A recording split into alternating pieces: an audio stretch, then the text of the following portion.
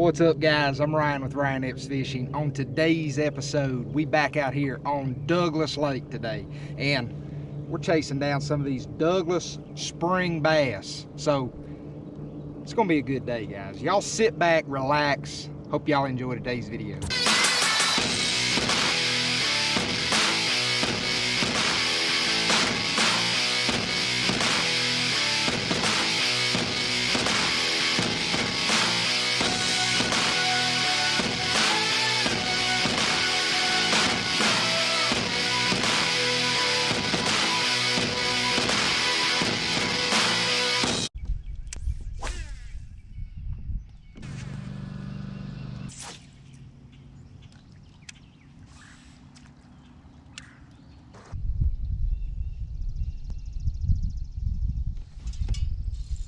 Got him.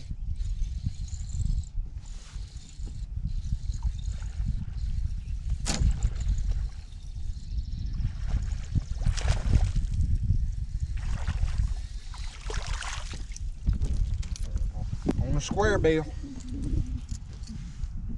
There we go. A little bit of bait flipping in the back of this pocket right here. So really shallow. I tied on the square bill, and there we go.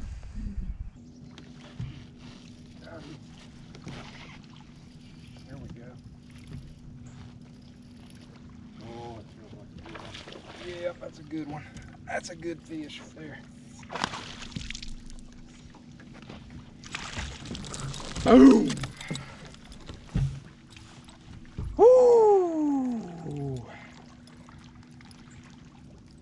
I thought with that little bit of wood right there, it'd be a pretty good idea to pick the old spinnerbait up. There we go.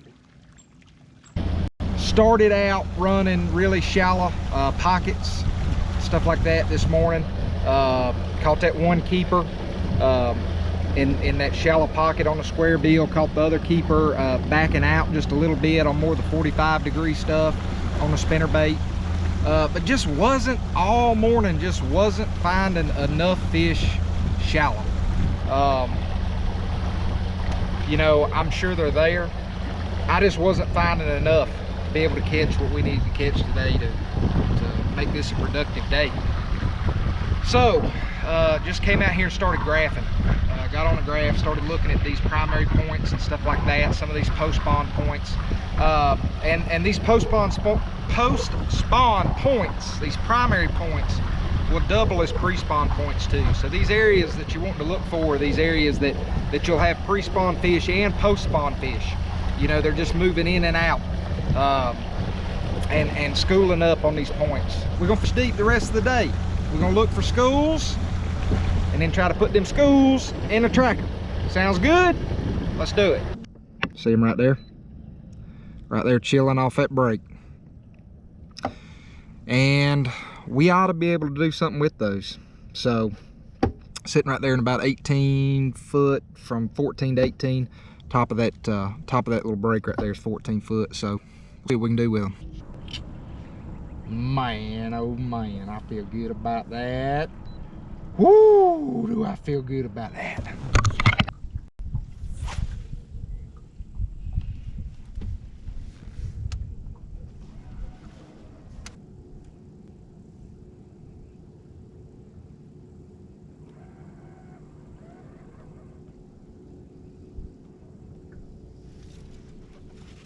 There we go.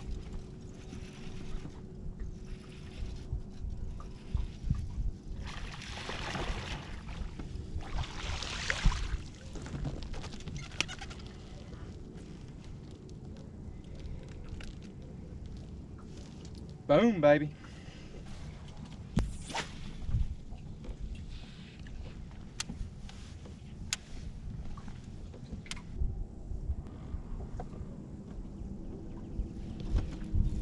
Got him. Stay down there, stay down there. Oh, that's a better one. Oh, maybe. He's about the same size.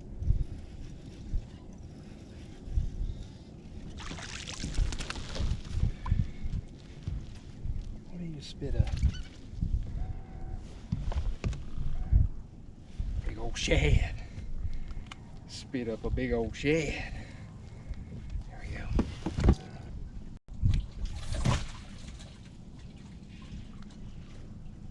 we go. We cooking with gas now.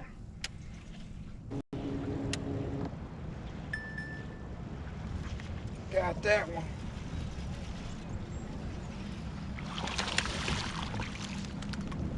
Boom! Ha! What that damn pinky right there? What the hell? Huh? All right.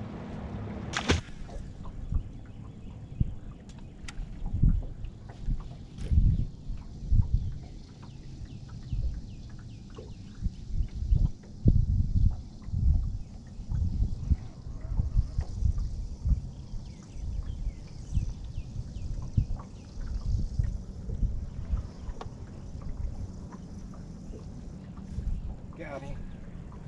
Big.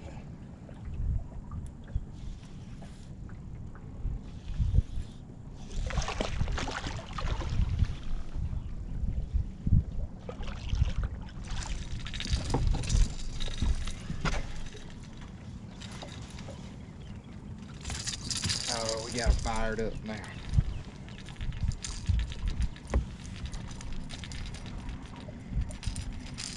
We got it fired up now.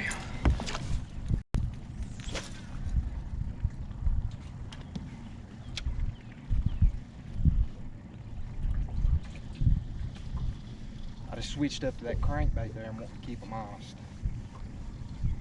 Caught a few on the Swimbait. Just want to keep things switched up. Got him. That's another good one. Boom!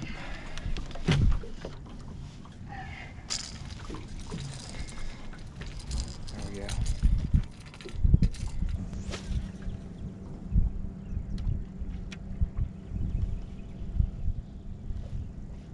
There we go.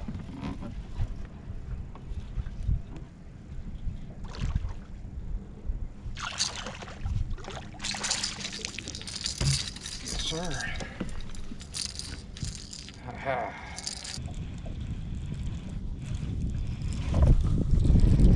Got him.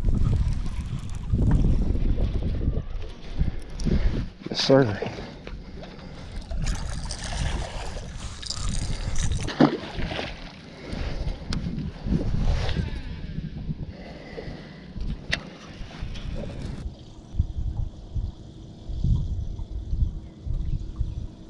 Got him.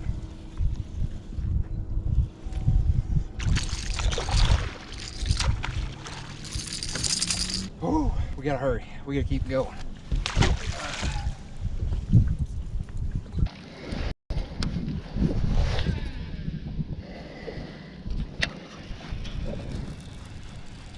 Oh, that's a big one. Oh, that's a big one.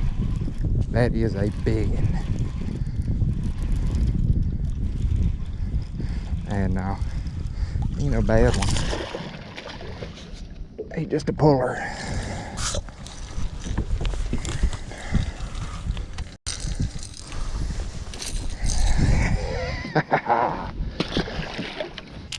Basically, them fish done cooled off. They're still there. There's still a bunch of them there. I went over and just checked to see if I'd pulled them and moved them off where they were. And there's still a bunch of fish.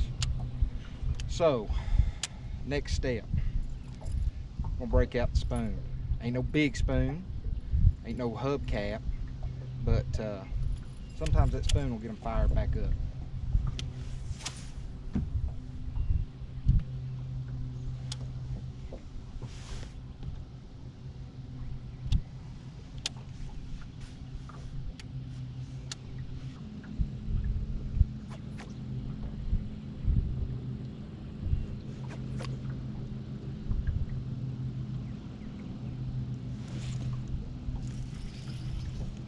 Nailed it.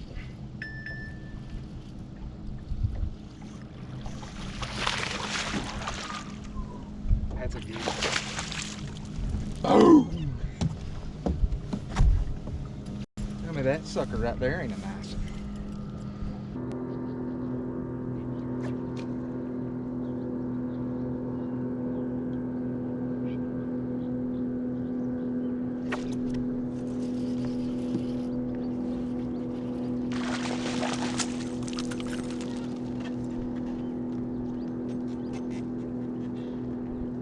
Oh, smallmouth.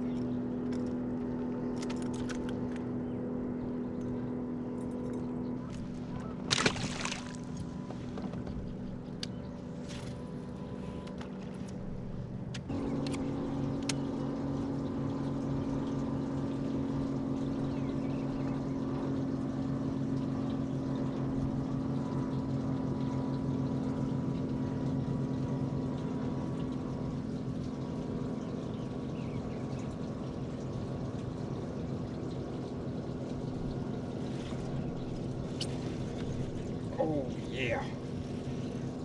Oh, that's a good one. That's a good one. Stay on there, baby. Stay on there, baby. Oh, my. Oh, that's a big. That's a big.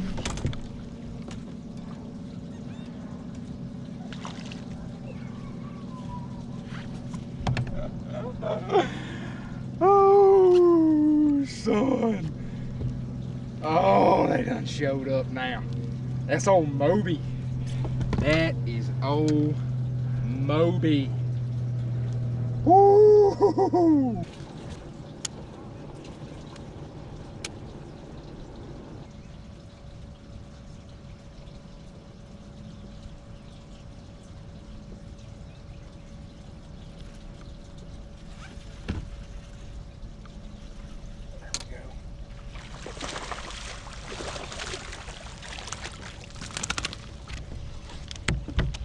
Boom.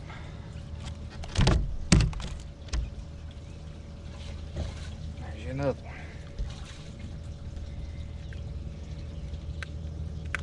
Man, I like it.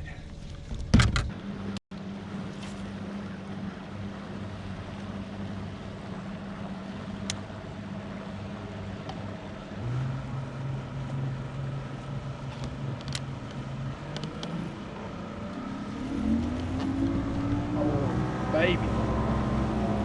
Oh, stay down there. Oh, that's a big, that's a good one right there.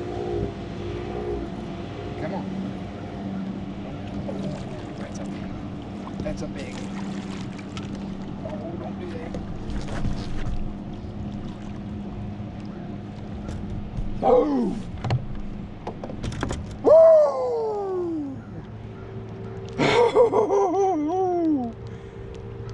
In the throat. There you go. Nice, healthy Douglas Lake bass right there. Pretty fish. Pretty fish.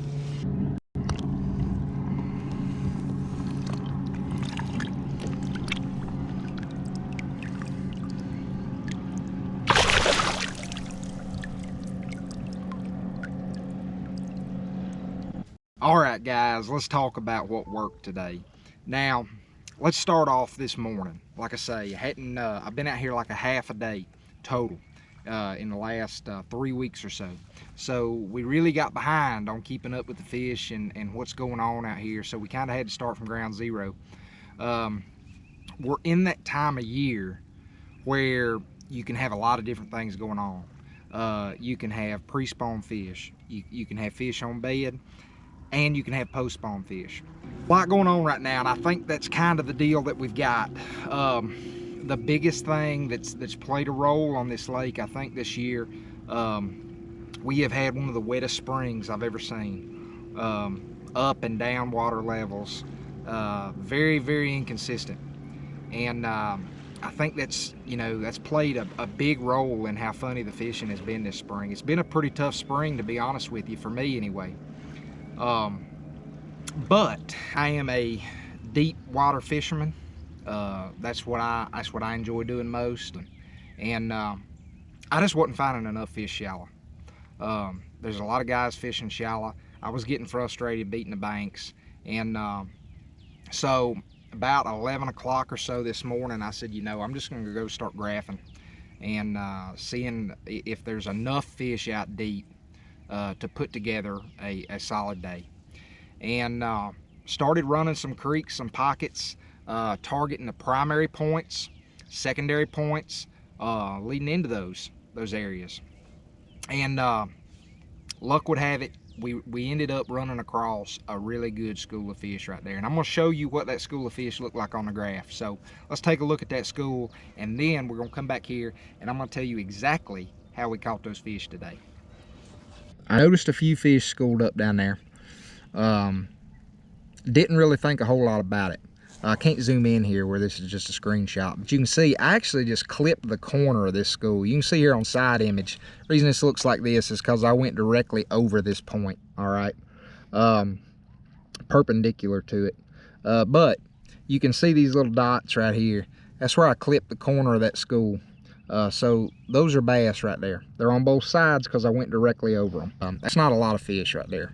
But I turned around and I made another pass on it. And this is what we ended up with. All right. Now that is a pretty good school right there. These dots right here, these are all bass. They are set up right here up on top of this break. They're in feeding position right there. That is what a school of bass looks like out here on Douglas. I think I found 3 schools of fish total. Caught fish at all 3 of them.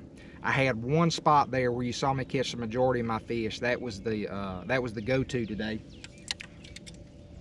Number 1, y'all see me catch the biggest fish of the day. We caught those 2 big ones there at the end on it. Hollow body swim bait. That right there is a Zoom hollow body swim bait. Fantastic swim bait. It's got a great action on it. Great color patterns. I just paired that up with an exposed swim bait hook. That's just a jig head. That is a Strike King Squadron head. Good, affordable, cheap head. All right, you can lose them and they won't make you go broke. You have to go take a second mortgage out. All right. Another really good option right here is the Ledge Head Lures swim bait head. I don't have one rigged up on a Zoom hollow body, but you can see right here on this boom shad, right there's your ledge head. Got the kill weight on it right there. I had already made these up before I went and bought some ledge heads, so that's the reason I was using these today. But that's another great head. It's a little bit more expensive, but it's a fantastic head. It's got a keeper there. It's got a screw lock. Seems to save the baits a little bit better. It's one of my all-time favorites right there. But today we rolled with the Strike King Squadron head. All right, that is you know, you can go out there and get you a 1/2 or 3/4. Today we were fishing anywhere from 14 foot to about 18, right on the verge of 20 foot of water. That's where our fish were coming out of today. So 1/2 ounce, 3/4, that's gonna be my go-to for this bait right here in that depth of water. Basically what I'm doing is I'm throwing this bait out there, letting it sink to the bottom, and I'm just crawling this sucker along the bottom there. This has got a lot of action. Fantastic presentation for these deep bass. Now, one thing that I will tell you, if you're using a head like the Squadron head that doesn't have a screw lock on it, usually the night before, if I know I'm going to be doing this and I know I'm going to be using these heads, I'll make me up several. I'll pre-rig them, and what I will do is I will just put me some glue right there. Gorilla Glue or Loctite makes a glue that I use. It's really good. Put that on there, butt the swim bait up right there. And one other thing that I do, because what you'll see is, let me show you this other one right here. This is the one that we caught most of our fish on today. Same exact swim bait, same exact head. It just got used totally up. Had to pull it off. But you'll see what happens. You get that rip down the back right there. Now that's useless. That's trash now. But we caught a bunch of fish on that today before we used it up. And what I like to do when I'm rigging these the night before, not only will I put some glue up here, but I'll pull that hook down a little bit and I'll fill that hook hole in with glue too. I'll glue that hook right around the top right there. And that just kind of keeps that from pulling down and ripping that rubber right there. So that's one more little trick that I do to save you some swim baits. If you're that worried about it, get that Ledge Head Lures swim bait head, and that one's much better at protecting your swim baits. But that was one of the big two that we used today. Caught a lot of fish on that.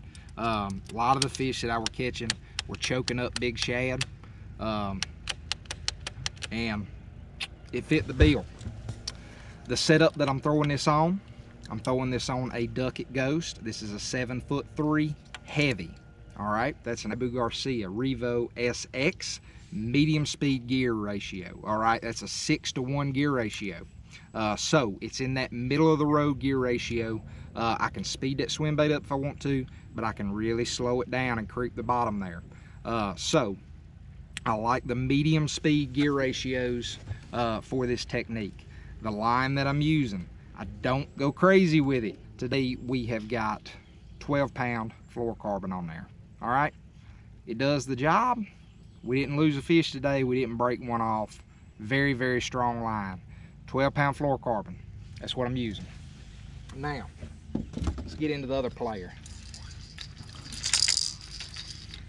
Once those fish really got fired up with that swim bait, you'd catch, you know, 3 or 4 of them there, and they'd start to slow down on the swim bait. That is when I picked up the crankbait. And the crankbait we were throwing today, that is a Strike King 8XD. No problem getting down there to that depth. This is not a really hard puller in comparison to a 10XD. This bait, to me, the action on it is a little more subtle. It's not as aggressive as a 10XD. So I like this 8XD. I throw it a lot. I find myself throwing an 8XD more than I throw a 10XD. I like that subtle action, that, you know, not so in your face. We tried to throw a 10XD on them today. They wouldn't eat it. But they went to town on this 8XD. Now, the color right there, that's sexy blueback herring. Everybody's heard of sexy shad, all right? To me, this is an overlooked color, big time. You hear everybody talk about sexy shad. This sexy blueback herring right here is killer, I'm telling you. Basically, the only difference is the white on the belly of a sexy shad. It's more of a silver here. The blue on top is going to be green on the blueback herring, and then you still got your nice little chartreuse stripe down the side. Mimics a threadfin shad really well. To me, this color right here in a lake like Douglas, where the water has kind of got a greenish tint to it for most of the year, that right there is the deal. I'm telling you, if you haven't tried sexy blueback herring, you need to pick you up a few in that color right there. I catch a lot of fish on that every single year. Now, the only thing that I do to these baits right here, I'm gonna replace these hooks out. Those are KVD Must-Had triple grips. I change out damn near all my stuff, all my crankbaits to those triple grips. Really, really work for me. Now, let's talk about the rod. Y'all ain't never seen this one before. Reason being, brand new. First outing that I used it. This is my new deep cranking setup for this year. This is a Dixie Custom. It's a local company out of East Tennessee here. This is their X Glass cranking series. This is a 7'10" rod. I like a long rod for this. The longer the rod, the more leverage you got. You can really sling these baits out there a long way.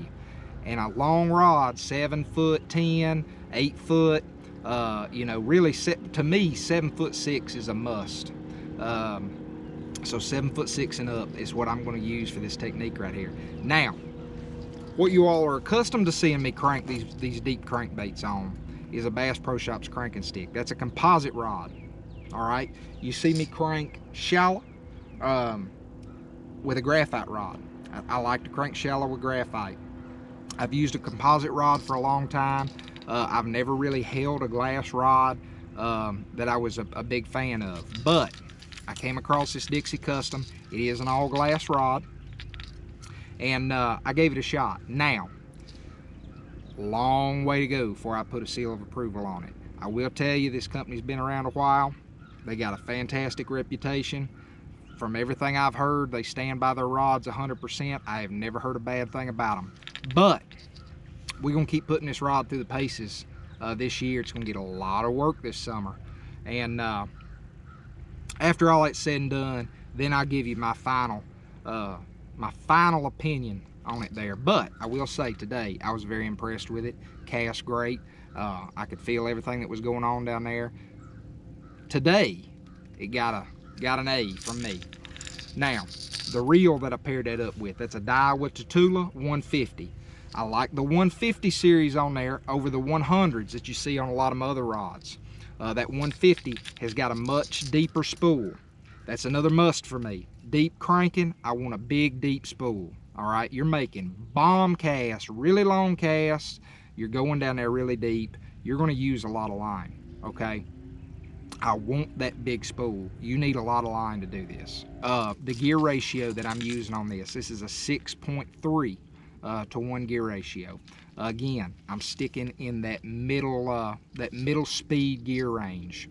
I do crank with a 5 to 1 on occasion. I'm starting to kind of gear away from the 5 to 1 and stepping up to the 6 to 1. It was something I started doing last year, and something that I plan on continuing to kind of move to this year in terms of deep cranking. Biggest reason being is the slower speed reels. Every now and then you'll get a fish that'll run towards the boat, and you just cannot pick that line up fast enough. When you get slack in your line, you lose fish, you start cussing. It ain't a good day for nobody. So that medium speed reel, I can pick that line up a little bit faster, keep the tension in it, and situations where I'm wanting to burn a crankbait. I did a little bit of burning today. That next step up in gear ratio from that 5 to that 6, it'll let me burn that crankbait a little bit better when you're wanting to really trigger a reaction strike out of those fish. Now, the line that I'm using, I think it's a must. You'll never see me crank without it. That's fluorocarbon. All right, I don't go crazy with this neither. 12-pound fluorocarbon, that's what I'm throwing on here. Sometimes you'll see me go down to 10. I don't think there's a huge difference in 10 and 12. Certainly not enough diameter wise. If you're using a good line, Sunline, Seaguar, or anything like that, they're all going to be pretty small diameters as compared to some of your cheaper lines. So the depth that you're going to lose from 10 to 12 is not very much at all. So I've pretty much started going to 12 just for that little added bit of security on there, cranking through that rock and stuff. It's hard on your line. So that's what I got. That was number 2 today. Now, so good to be back out on the water. I want to tell you, I appreciate y'all hanging in there with the channel there. You guys are awesome. I know we have been really slow on the videos. I know there is a lot going on out there in the world right now. I don't think we need to talk about it a whole lot. I think y'all probably get enough of that crap everywhere else in your lives. You certainly don't need to hear it out here watching a fishing show. But due to that mess, a lot of stuff's closed. I got a family, I got a wife, I got a daughter. Schools are closed, daycares are closed, and basically what that means is what days I'm not working right now, I am full-time dad mode. I am dadding it up right now, killing the whole stay-at-home dad thing. So all my off days right now are pretty much full-time dad. I'm not complaining about that. I enjoy it. It's almost been a blessing to be able to hang out with the youngin more and spend some time with her. But just so you know, I've had very, very little time to get out here and film for you guys, and I want to bad. But until all this is over and we can get back into a normal swing of things, videos are going to be slow. So y'all just bear with me there. It's not from lack of want to. It's just, it's tough right now to find some time to get out and film with everything going on. But y'all have hung in there. I really appreciate that. You guys are awesome. No bullshit about it. You guys are awesome. I mean that. So all this stuff's gonna blow over. We're gonna fish when we can, but when all this stuff's blown over, we're gonna get back to it hardcore. I promise you that. We're gonna get out here. We're gonna catch a lot of fish this year, guys, and gonna make a lot of videos, and hopefully have an incredible year. So that's my soapbox, and hell, I guess that's all I got for y'all today, guys. If you like the videos, make sure you go hit that like button, hit the subscribe button, and hit that notification bell. That's going to let you all know when I put out all my new videos. If you got any questions or comments, feel free to leave those in the comment section down below. I will get back to y'all with any answers I can give you. Until next time, y'all make some time, get out there on the water and catch you a few. I'm Ryan Epps. Y'all have a good one.